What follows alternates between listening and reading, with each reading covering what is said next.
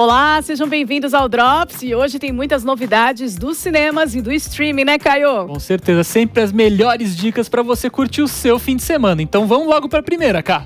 Bora lá, gente! Alô, apaixonados por Bridgerton! Tem novidade na Netflix para quem é fã dessa série de grande sucesso. Acaba de chegar a minissérie Rainha Charlotte, uma história Bridgerton. O primeiro spin-off da produção que traz uma versão romanceada da vida da Rainha Charlotte e do Rei George, figuras históricas da Inglaterra. A trama mostra o auge da juventude da rainha e como seu casamento com o Rei George desencadeou um grande romance e vários acontecimentos históricos, dando origem aos personagens do universo de Bridgerton. Você que é fã, corre lá para maratonar na Netflix. O cantor britânico Ed Sheeran acaba de lançar Subtract, seu 6º álbum de estúdio que revisita as raízes do artista e que foi escrito em um cenário de luto e esperança pessoal. Além do novo álbum, ele também acabou de lançar o documentário Ed Sheeran, A Soma de Tudo, que nos leva a um passeio íntimo por sua vida e por seus sucessos, revelando as lutas e triunfos durante o período mais difícil de sua vida. Combinando imagens de arquivo nunca antes vistas, entrevistas com sua esposa e entes queridos, além de performances íntimas em locações cinematográficas, a docu-série amplia a lente para mostrar o que Sheeran pensa do mundo, de si mesmo e de sua música. Os fãs vão ver um lado nunca antes visto do artista e os 4 episódios já estão disponíveis no Disney+. E você que ama séries pós-apocalípticas, chegou na Apple TV Plus Silo. Baseada nos livros de Hug Howey, Silo conta a história das últimas 10 mil pessoas existentes na Terra. Suas casas ficam nas profundezas do planeta, os protegendo do mundo tóxico e mortal. Porém, ninguém sabe quando ou por que o silo foi construído e quem tenta descobrir enfrenta consequências fatais. Rebecca Ferguson é Juliet, uma engenheira que procura por respostas sobre o assassinato de um ente querido e esbarra em um mistério que vai além do que ela poderia imaginar. E lembrando que os episódios são semanais, então confira lá o primeiro na Apple TV Plus. E quem ama musical, Whitney Houston e o filme O Guarda-Costas de 1992 tem que ir conferir no Teatro Claro, em São Paulo, um musical inspirado nesse filme que virou um clássico do cinema. O nosso repórter especialista em musicais, William Amorim, gravou uma matéria especialíssima pra gente. Vamos conferir?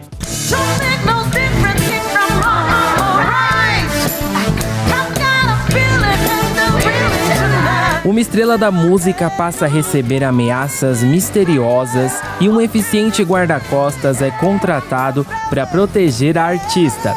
É claro que eles não se dão bem logo de cara, mas essa relação vai aos poucos mudando.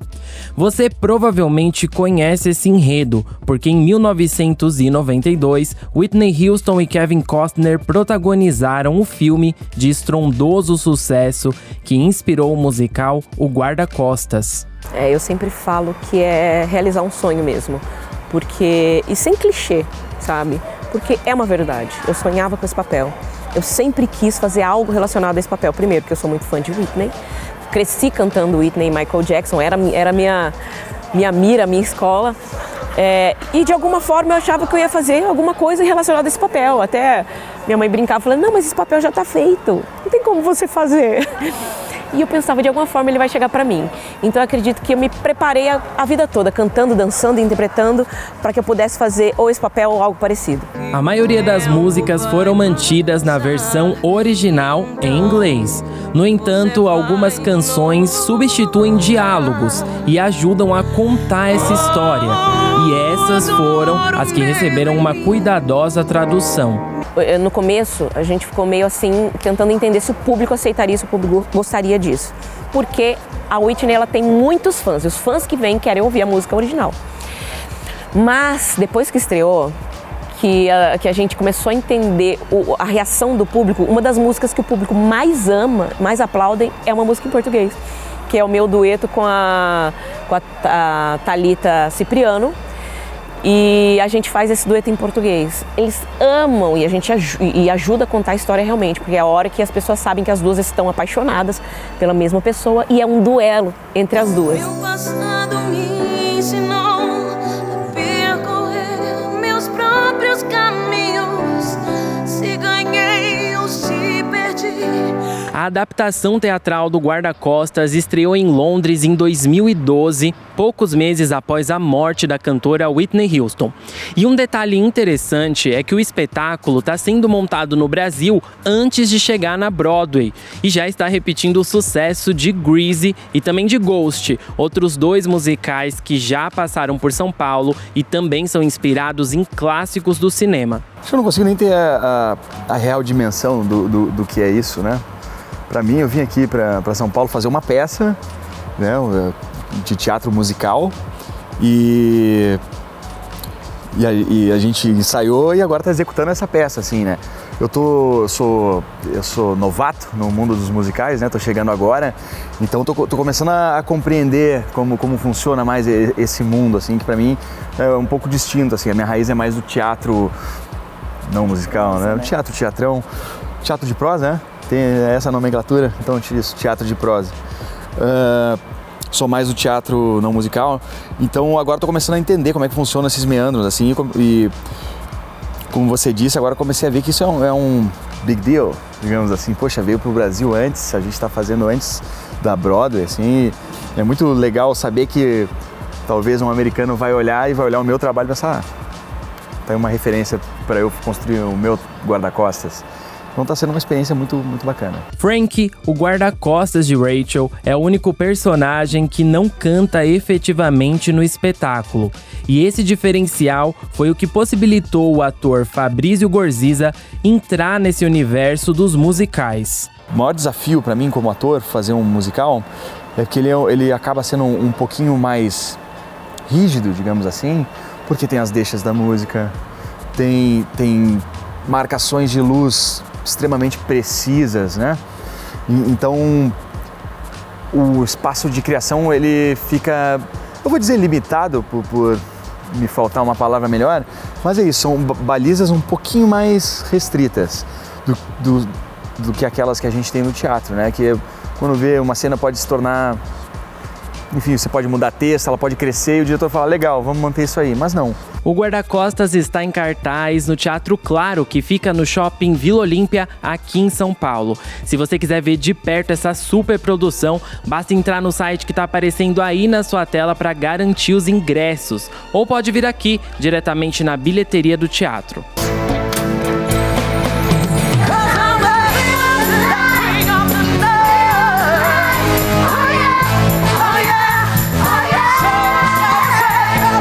Alô, fãs da Marvel! Enfim, chegou o filme tão aguardado pelos fãs, Guardiões da Galáxia Volume 3. E Caio, você já assistiu esse filme e pode contar pra gente se cada personagem que a gente ama teve o fim que mereceu? Olha, cá, esse filme é um abraço que o fã da Marvel tava precisando desde Ultimato. Os filmes têm sido bem controversos e Guardiões da Galáxia é uma franquia que já a gente acompanha há tanto tempo e o James Gunn sabe muito bem como lidar com esses personagens. Então ele dá uma conclusão muito bacana para cada um deles, além de explorar um pouco mais o passado de alguns, trazendo uma origem, tanto principalmente pro Rocket Raccoon, que é o personagem quase principal desse filme, mas ele traz um pouquinho mais de pitadas para todo mundo e é muita ação, muito humor. E aí tem um pouquinho de emoção, como você disse, cara, é um filmão pra todo mundo. Tem 2 cenas pós-créditos, então não vai embora do cinema antes de acabar. Não são grandes cenas, mas assim, é uma conclusão muito legal pra esse grupo que a gente passou a amar durante esses quase 10 anos que a gente tá acompanhando eles nas telas da Marvel no MCU. E é um filme muito legal, ele tem um vilão interessante, que acaba caindo naquele mesmo meandro de vilões que acabam se perdendo no meio do filme, ou que poderiam ter mais desenvolvimento, mas acabam ficando um pouco superficiais, mas ele tem ali uma relação especial com um dos personagens, então acaba gerando um pouco mais de interesse entre ele e os Guardiões. Então é um filme muito legal, muito bem construído, e o James Gunn, a trilha sonora é incrível, as cenas de ação são impecáveis. Tem uma cena de ação num corredor que quando você vê, você vai ficar de boca aberta, porque é muito bem filmada, a fotografia, a estética, é tudo muito bem feito. E se você não assistiu o especial de Natal, eu recomendo que você vá lá no Disney Plus, porque ele dá uma base pra você chegar nesse filme já atualizado com tudo que tá acontecendo, viu, Ká? Um um baita fanservice, né, Caio? Com certeza. E assim, a forma como foi trabalhado cada personagem também pode gerar aí um spin-off para alguns deles, né? O que você acha? Com certeza. A gente já sabe que alguns vão sair, a gente já sabe que não tem mais contrato com atores, por exemplo, o Drax não vai mais participar, a Gamora também não vai mais participar. Então a gente sabe que eles vão ter um fim, mas tem alguns ali que podem seguir adiante e eles dão bastante indício de como pode ser esse futuro dentro da Marvel. E tem aquele letreiro assim de que alguém vai retornar no fim do filme. Eu não vou falar quem é, mas fica lá pra você assistir e descobrir quem vai retornar pra esse futuro da Marvel. Quem sabe um novo Vingador ou uma nova Vingadora. Tem série de grande sucesso que estreou na Netflix. É A Diplomata. Estrelada por Kerry Russell, que vive Kate Wheeler, uma embaixadora dos Estados Unidos que é enviada para Londres em meio a uma crise mundial. E a nossa correspondente Miriam Spritzer entrevistou Deborah Kahn, que é a criadora da série, e também o ator maravilhoso Rufus Sewell, que faz parte aí do elenco, sendo o marido da embaixadora. Tá demais essa série, viu, gente? Vamos conferir essa entrevista incrível. Queria saber o que fez você querer contar essa história? Duas coisas. A primeira é que, quando eu estava trabalhando em Homeland, eu conheci vários embaixadores. Ouvindo as histórias deles, eles parecem ser tão organizados, educados e com boas maneiras, mas você ouve sobre como é o dia deles e eles estão correndo pelo pátio e aí tem uma bomba que vai cair, eles têm que chegar do outro lado antes que o presidente rejeite isso. É um material de drama muito elevado e é o que eles fazem todos os dias. É o que eles fazem, sabe? Quando eles fazem tudo certo, nós nem sabemos que tudo isso aconteceu. Essas histórias não estão sendo contadas. Eu senti que isso era como uma mina de ouro ainda não explorada. E muitas das pessoas que seguem esse tipo de carreira acabam casando com pessoas do mesmo meio. Então você vê todas essas dinâmicas de o que significa estar comprometido com o trabalho e um com o outro e como isso se mistura. A intensidade do início desse relacionamento é tão exagerada, deliciosa e prazerosa, mas anos depois é muito complicado. O personagem, especificamente, tem a dinâmica de poder, na qual antes tinha um papel importante. Agora é somente a esposa, o marido da embaixadora. E ele meio que brinca com coisas que são questionáveis do ponto de vista moral, mas a gente meio que gosta dele ainda assim. Como você fez essa atuação e tendo a certeza de que a audiência sentisse algum tipo de carisma do personagem? Na verdade, eu não tentei me preocupar com a audiência. Você não consegue adivinhar uma coisa dessas. Tem que seguir o roteiro. Se você segue o roteiro, ele lida com isso, entende? Eu tinha uma ideia das motivações dele. Eu acho que as motivações dele são bem diretas, sabe? Ele segue o que ele quer. É claro que ele gosta de um pouco de atenção. É uma pessoa com experiência, mas o que ele gosta de fazer é o bem. Ele quer fazer o bem, sabe? Ele deseja coisas boas para ela, a embaixadora. E ele realmente acredita que ela vai se tornar uma vice-presidente extremamente boa. Ela ainda não sabe, mas ele sabe que se ela souber muito e muito cedo, pode estragar uma coisa muito boa para ela. É verdade que isso não é tão ruim assim para ele, mas é ótimo para ela. É o que ele quer. Ele brinca com a verdade, manipula, esconde tudo isso. Ele quer bem. Eu acho que é tudo claro. Quando eu disse do roteiro, quero dizer que a forma como a história é construída, as motivações dele, se puder atuar em cima disso, torcemos para dar certo por si só. The way the story is put together, the motivations that he has, if you're kind of on top of that, hopefully it takes care of itself. A primeira edição do Festival Filmelier no cinema está sendo realizada em mais de 30 cidades no Brasil e reúne 20 filmes inéditos, premiados e elogiados pelo público. E a nossa correspondente Miriam Spritzer entrevistou Georgia Oakley, que dirigiu Blue Jean, que está entre esses filmes. A trama se passa na Inglaterra de 1988, quando o governo da Margaret Thatcher realiza uma campanha contra a população LGBTQIAP+, obrigando Jean, uma professora de educação física, a levar uma vida dupla. Vamos conferir essa conversa muito especial. O que te fez trazer essa história da década de 1980 para o mundo de hoje?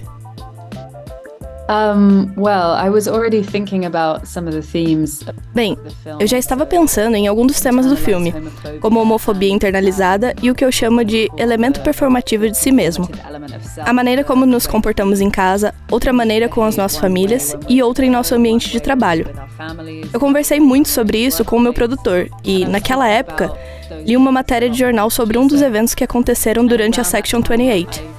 E eu me dei conta de que era uma oportunidade de ir mais fundo nos temas dos quais já falávamos, para usar o pano de fundo da Section 28 para contar, por meio dela, as histórias de uma mulher, de sua vida e escolhas. E eu acho que numa forma mais intensa do que eu tinha pensado originalmente. Desculpa, então eu comecei a pensar nisso e começamos a pesquisar, a princípio de forma provisória. Então, conhecemos um grupo de mulheres lésbicas que tiveram experiências como professoras de educação física nos anos de 1980. E início da década de 1990. Depois de muito pensar, decidimos fazer uma história sobre uma mulher que não foi baseada em nenhuma dessas mulheres. Mas eu a fiz bem parecida. Obviamente, nós sabíamos que existia uma grande relação entre a política, o idioma e a homofobia institucionalizada no fim dos anos 80 e início dos anos 90 no Reino Unido. Assim como há coisas acontecendo hoje e em todo o mundo. Então, isso esteve sempre em nossas mentes quando comecei a trabalhar no roteiro do filme. Outro filme que faz parte do Festival Filmelier, que está rolando aqui no Brasil, é Herself. Sandra, vivida pela atriz Clara Dunn, é uma jovem mãe batalhadora com um casamento abusivo e um lar totalmente problemático. Então ela decide fugir com as filhas para longe do marido agressivo, buscando a chance de uma vida bem melhor. E a Miriam Spritzer entrevistou a protagonista. Vamos conferir. O primeiro ponto é que esse filme tem sido aclamado e assistido em vários lugares, mas é a primeira vez que está sendo exibido no Brasil. Como você se sente com isso? Eu acho que é um pouco extraordinário. Eu recebi o e-mail e pensei, Brasil? Isso é maravilhoso. Infelizmente, nunca fui ao Brasil, mas fui para a América do Sul ano passado pela primeira vez.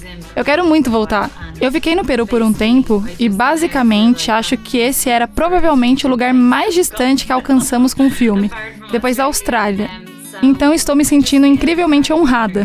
Eu vi um documentário recentemente, acho que feito na Argentina, e fiquei pensando como me sinto muito próxima das pessoas da América do Sul e não sei o porquê. Mas eu acho que o espírito do filme deve ter, não sei, tocado seus corações da mesma forma que tocou o meu. Eu acho que há alguma similaridade em nossas culturas, que é basicamente baseada em comunidade e união, esse tipo de coisa. Ponto final no nosso Drops especial de sábado, cheio de lançamentos. Não tem como reclamar que não tem dica, né, Caio? Com certeza, Cá. Tem pra quem gosta de cinema, quem quer ficar em casa no streaming. E você vai fazer o que nesse fim de semana? Com certeza vou assistir Guardiões da Galáxia Volume 3. Tô ansiosíssima, tá? Sou uma Marvete assumida. E, né, a gente veste a camisa. É isso, gente. Gente, aproveitem as dicas, tá? Um excelente final de semana pra vocês. E a gente vai ficar de olho nos lançamentos pra passar aqui no Drops pra vocês. Um beijo. Tchau, tchau e até a próxima. Tchau, tchau.